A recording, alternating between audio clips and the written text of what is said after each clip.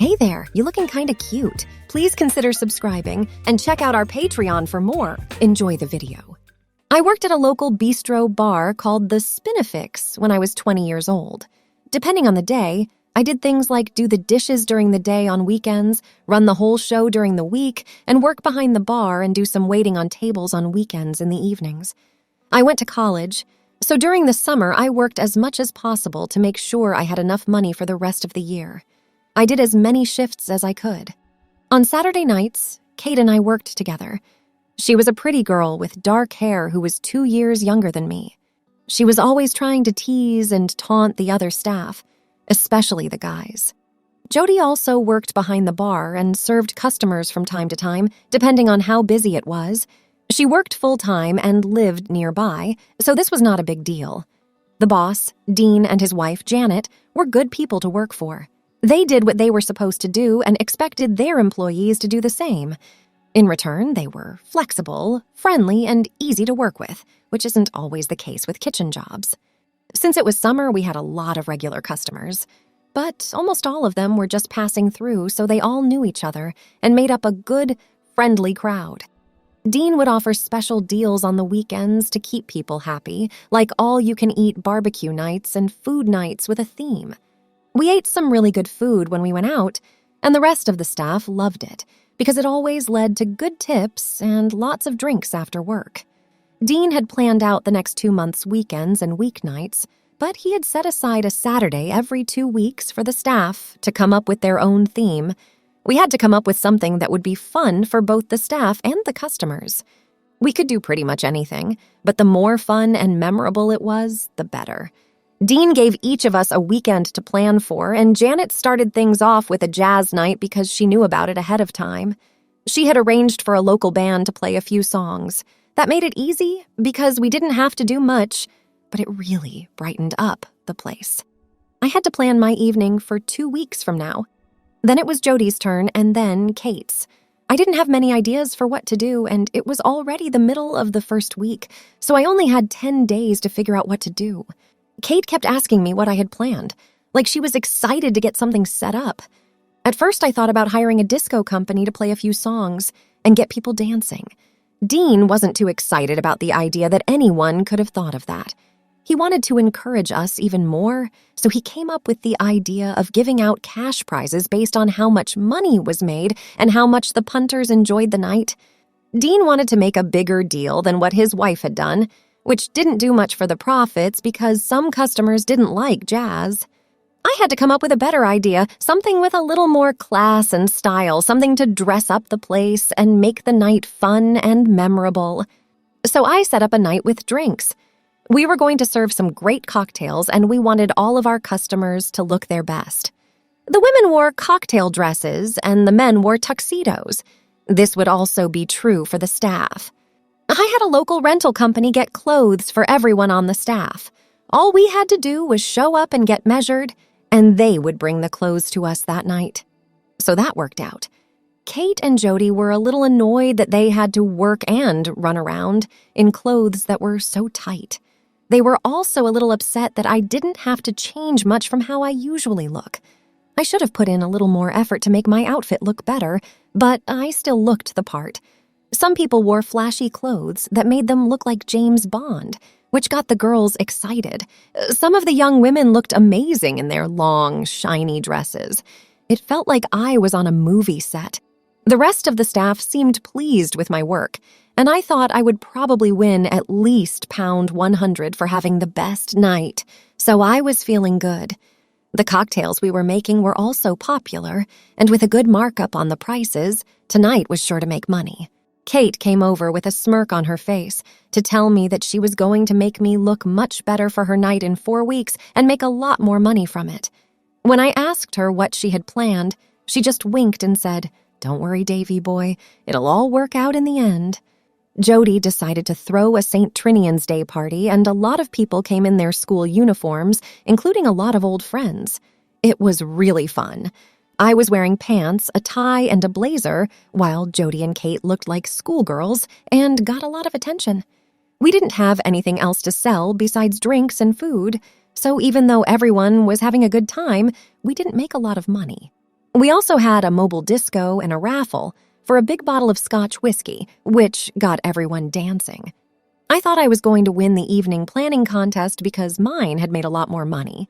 But Jody surprised me when she walked to the front of the room with a microphone and a flip pad. The other employees were smiling, so it looked like they knew what was going on, but I didn't. She was clearly making plans for some sort of game. She started drawing a hangman on the flip pad by drawing a noose and a wooden frame. Then she drew on some eyes and a mouth and told me that she would give me some makeup to wear as soon as our full bottle of Smirnoff vodka was gone. I was a bit surprised, but all of the customers thought it was funny and ordered double vodkas with Coke, orange juice, lemonade, or even just straight vodka, which they drank almost all at once. Jody went into the back and came out with a makeup bag and a big smile on her face. "We're sorry we didn't tell you about this baby. We didn't want you to say no because it's just a little bit of makeup." Kate came over to tell us that we were out of vodka, so Dean went to the cellar to get 2 more bottles. Jody then told Kate to do my makeup while she went back to the bar to serve. Kate was laughing so hard she was crying and I was red as hell. Kate always tried to make fun of me, but I'm smart enough to come up with an answer that puts her in her place. Kate was digging through the makeup bag, so I couldn't do that right now. She started by getting some foundation, then some powder and blusher for my cheeks. Then she gave me dark blue-gray eyeshadow and the brightest pink lipstick you've ever seen. She painted my lips with care, closed the tube, looked at me, and let out a small laugh. "You are such a handsome boy. You already look like a girl, so I should introduce you to my brother. He's single and knows how to treat a woman, you know."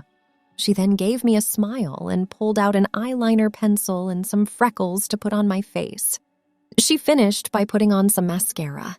All this makeup on my face felt so weird, and there were no mirrors around, so I didn't know how I really looked. When Jody got back, she asked Kate to work the bar.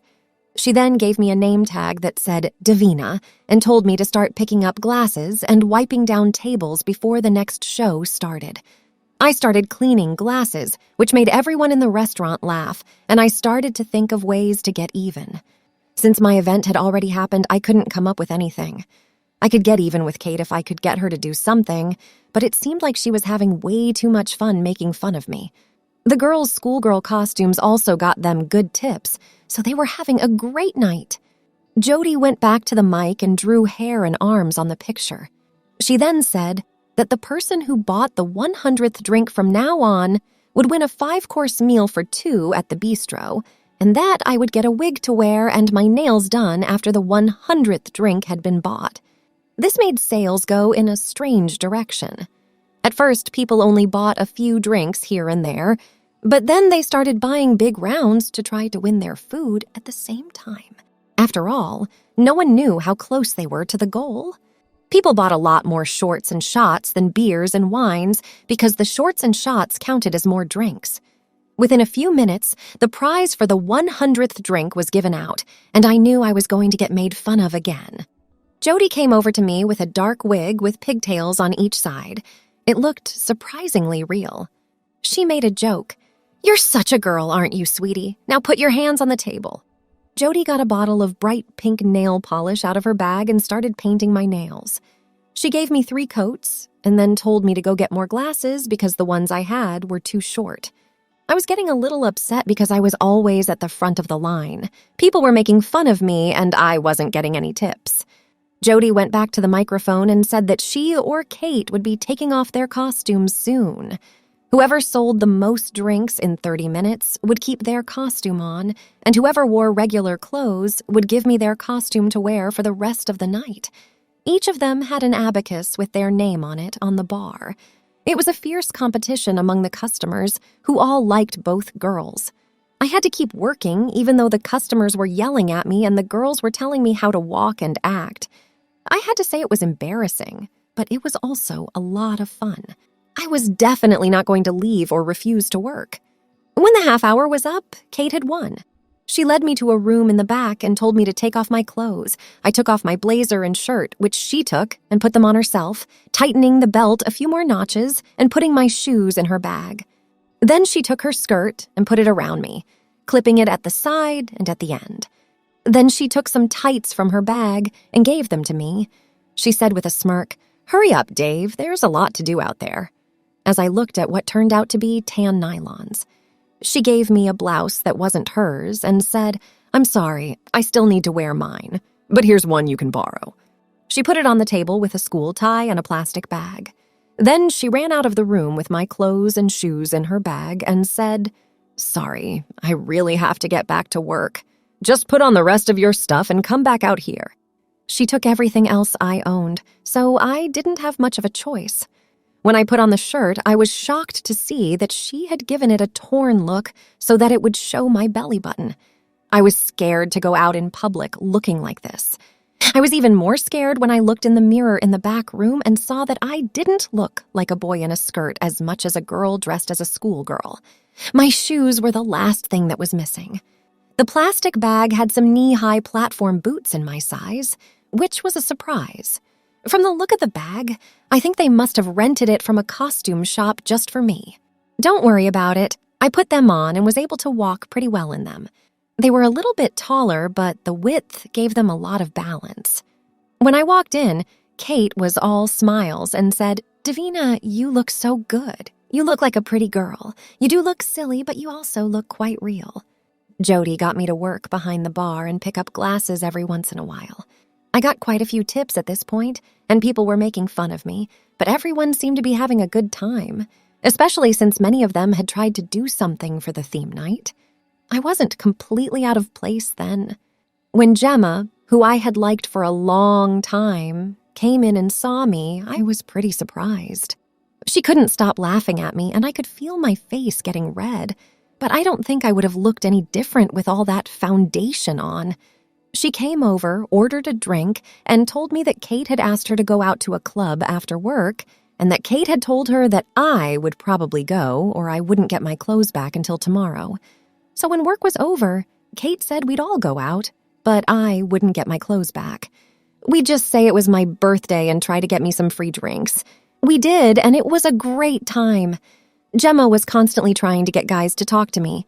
In the end, I talked to a lot of girls and guys who all wanted to say something about how I looked and have fun at my expense. It was a memorable night. Thanks for watching. Be sure to check out Patreon for a lot more content and early access to YouTube videos.